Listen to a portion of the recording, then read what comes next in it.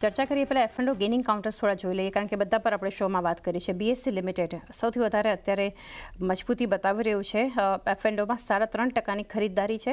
Short covering થઈ રહ્યું છે 0.5% આસપાસના એક ઓપન ઇન્ટરેસ્ટ કટની સાથે. યજ્ઞેશ, આપની પાસેથી એક વ્યૂ લઈએ આ કાઉન્ટર માટે. આમ તો ડે સાઈડથી થોડું નીચે છે, સ્ટોક મજબૂત છે અત્યારે. આટલા દિવસના એક negative back to back sessions બાદ આજે એક રિકવરી. તો બીએસસી લિમિટેડ માટે તમે કઈ રીતે સલાહ આપશો? બીએસસી લિમિટેડમાં આપણે જોઈએ તો લોઅર લક્ષ્યાંક અચીવ થયા છે. શોમાં આપણે આગળ પણ ડિસ્કસ કર્યા હતા 3800ના લેવલ, અને એ લેવલ્સ ગઈકાલે ટ્રેડિંગ સેશનમાં જોવા મળ્યા હતા. આજે એક નીચેથી બાઉન્સ જોવા મળી રહ્યો છે. શરૂઆત ઓપનિંગ ઘણું સ્ટ્રોંગ જોવા મળ્યું છે. પ્રીવિયસ ક્લોઝથી આજે એક ઓપનિંગ ઘણું ઇમ્પોર્ટન્ટ છે. એક બાઉન્સ બેક એક્સપેક્ટેડ છે, પરંતુ મારા હિસાબે એક ડેડ કેટ બાઉન્સ તરીકે લઈ શકીએ આપણે. લેવલ્સ જે ધ્યાનમાં રાખવાના છે, 4050 એક ઇમ્પોર્ટન્ટ રેઝિસ્ટન્સ છે. જે પ્રીવિયસલી લો આપણે બ્રેક કર્યા હતા 4050ના. તો એકવાર 4050ની ઉપર સસ્ટેન થાય છે, ત્યારબાદ શોર્ટ ટર્મમાં આપણે પ્લાન કરી શકીએ છીએ લોંગ માટે. પરંતુ અત્યારે તો એવું લાગી રહ્યું છે કે એક બાઉન્સ બેક જ છે, તો અવોઇડ કરવાની સલાહ છે. તો બાઉન્સ બેકમાં અવોઇડ વ્યૂ બીએસસી લિમિટેડ માટે.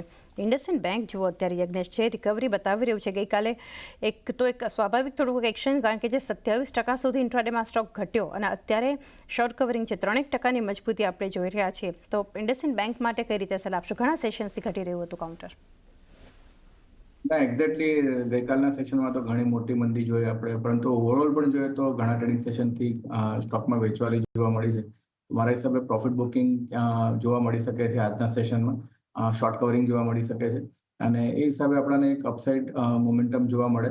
પરંતુ જે રીતે સ્ટોકમાં ગઈકાલનું પ્રાઇસ એક્શન ફોર્મ થયું છે, જે રીતે ન્યૂઝ ફ્લો જોવા મળ્યા હતા, અને ટેકનિકલ સ્ટ્રક્ચર જોઈએ છે આપણે, તો એક ઉછાળે વેચવાલીની જ સલાહ છે. સ્ટોકમાં જે લેવલ્સ ધ્યાનમાં રાખવાના છે, 720-700 રૂપિયાના લેવલ્સ ધ્યાનમાં રાખવાના છે.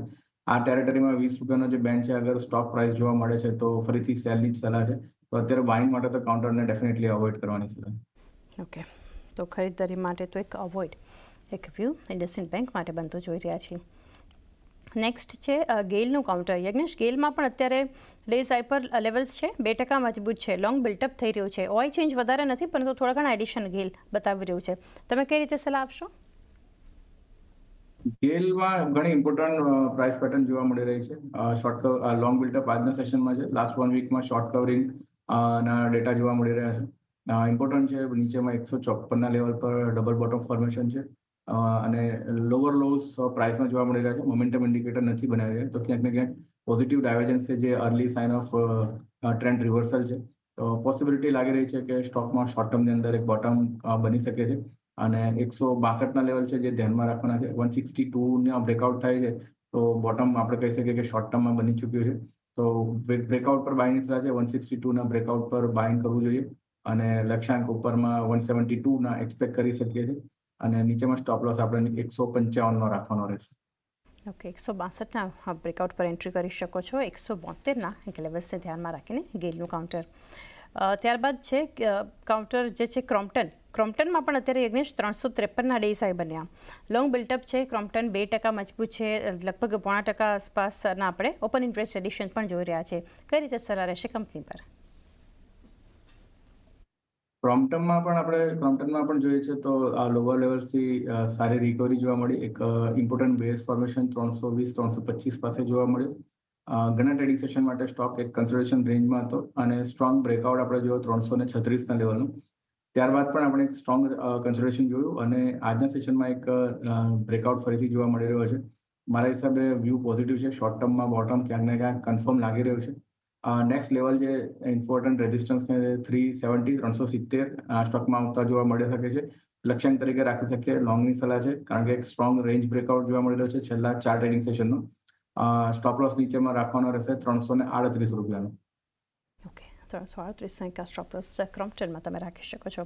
ટાટા કમ્યુનિકેશન્સ માટે યજ્ઞેશ, આપની પાસેથી વ્યૂ લઈએ. જે ડે સ્લોથી રિકવરી બતાવી છે આ કાઉન્ટરે, નેગેટિવ હતું ને અત્યારે તમે જુઓ મજબૂત છે. ટાટા કમ્યુનિકેશન 0.5%ની ખરીદદારી.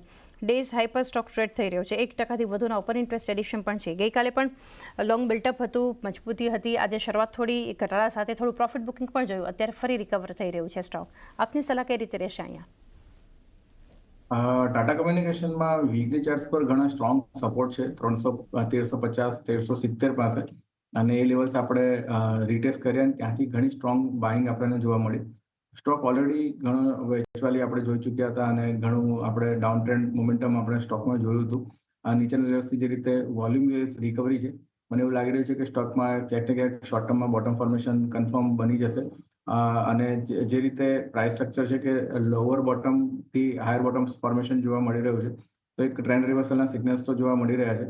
પરંતુ લાસ્ટ બે ટ્રેડિંગ સેશનમાં જે રીતે સ્ટોક પ્રાઇસમાં મૂવ જોવા મળ્યો છે, આ લેવલ્સ પર કોઈ ખરીદારીની સલાહ નથી, કારણ કે સ્ટોપ લોસ ઘણો દૂર થઈ જાય તો risk two river ratio proper નહીં બેસે. મારા હિસાબે વેઇટ કરવું છે. સ્ટોકમાં કન્સલ્ટેશન થાય છે અને રેન્જ બ્રેકઆઉટ પર આપણે પાર્ટિસિપેટ કરવું છે, તો વેઇટ એન્ડ વોચની સલાહ છે. Okay, weight and watch. એક વ્યૂ ટાટા કમ્યુનિકેશન્સ પર તમે રાખી શકો છો.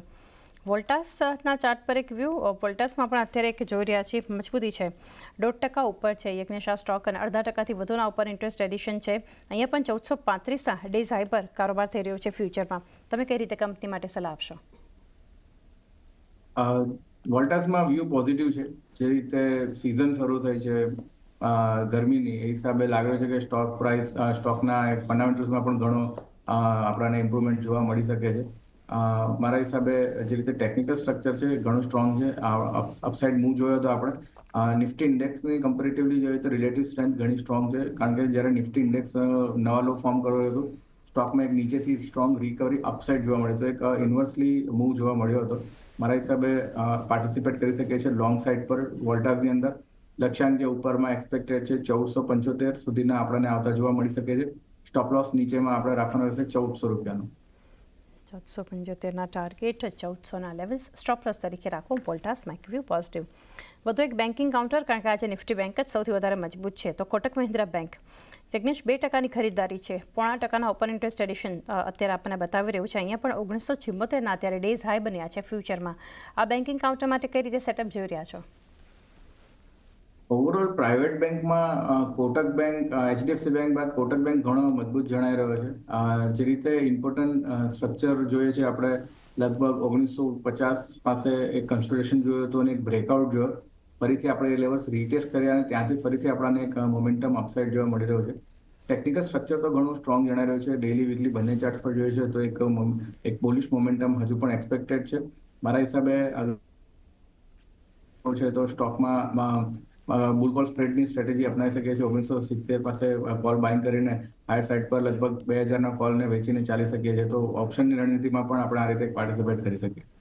2000નો કોલ સેલ પણ કરી શકો છો. ઓપ્શન સ્ટ્રેટેજી પણ એક કોટક મહિન્દ્રા બેંક પર રાખી શકો છો. પોલીકેબના કાઉન્ટર માટે વ્યૂ લઈએ. યજ્ઞેશ અત્યારે 2% મજબૂત છે. અહીંયા પણ 5025 અને અત્યારે 5026 ડેઝ હાઈ બન્યા છે ફ્યુચરમાં. 5% આસપાસના ઓઆઈ ચેન્જ બતાવી રહ્યું છે પોલીકેબ અત્યારે. તમે કઈ રીતે વ્યૂ આપશો? જે રીતે વાયર ઇન્ડસ્ટ્રીમાં આપણે ન્યૂઝ જોયા હતા અલ્ટ્રાટેક સિમેન્ટ કંપની તરફથી, આ કંપનીમાં પણ આપણે એક ઘણી વેચવાલી જોઈ હતી અને ઘણા ટ્રેડિંગ સેશનથી આપણે જોઈએ કે સ્ટોક એક રિકવરી મોડમાં છે, એક બેઝ ફોર્મેશનમાં છે. ઘણા ઇમ્પોર્ટન્ટ સપોર્ટ કહીએ આપણે પોલીકેબની અંદર તો નીચેમાં 4849ના લેવલ હતા. એને આપણે અત્યારે સસ્ટેન કરી રહ્યા છે આફ્ટર અ સ્ટ્રોંગ ડિક્લાઇન. તો મારા હિસાબે હજુ પણ બોટમ ફોર્મેશનની પ્રોસેસ કમ્પ્લીટ તો નથી થઈ, પરંતુ જે રીતે પ્રાઇસ સ્ટ્રક્ચર ફોર્મ થતા જોવા મળી રહ્યું છે, 5150ના લેવલ છે, ધ્યાનમાં રાખવાના રહેશે. 5150 આની ઉપર કોઈ બ્રેકઆઉટ થાય છે તો શોર્ટ ટર્મમાં આપણે કહી શકીએ કે બોટમ કન્ફર્મ બની ચૂક્યું છે અને એક અપસાઇડ મોમેન્ટમ જોવા મળે ઉપરમાં 5500ના લેવલ સુધી. તો 5150ના બ્રેકઆઉટ માટે વેઇટ કરવો જોઈએ પોલીકેબની અંદર.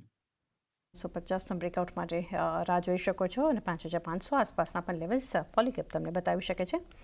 ત્યારબાદનો એક વ્યૂ ટાટા પાવર માટે. યજ્ઞેશ, શોર્ટ કવરિંગ છે, ઓઆઈ ચેન્જ વધારે નથી, પરંતુ 1.5%નો એક પોઝિટિવ પ્રાઇસ એક્શન છે અને 360ના ડેઝ હાઈ પર છે ટાટા પાવર. આપ કઈ રીતે સલાહ આપશો?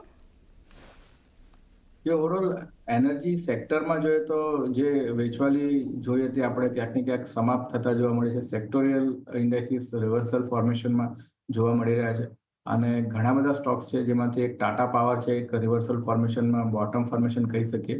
અને સ્ટોકમાં આપણે જોઈએ છે કે નવા લોઝ નથી બની રહ્યા અને પ્રીવિયસલી જે હાઈઝ હતા લગભગ 363 365 પાસે, એ લેવલ્સને આપણે ઓલરેડી 1 થી 2 વાર રીટેસ્ટ કર્યું છે અને ફરીથી અટેમ્પ્ટ કરી રહ્યા છે. મારા હિસાબે 365નો બ્રેકઆઉટ ઘણો ઇમ્પોર્ટન્ટ છે ટાટા પાવર માટે. આ લેવલ્સ પર બ્રેકઆઉટ થાય છે 365 લોંગની સલાહ છે. કન્ડિશનલ બાય છે 365ના બ્રેકઆઉટ પર. અને એક્સપેક્ટેડ લક્ષ્યાંક છે ઉપરમાં 390 સુધી છે અને સ્ટોપ લોસ જે મેન્ટેન રાખવાનો છે 350 નો રાખવાનો રહેશે. એડિશનલ બાય 365 એક બ્રેકઆઉટ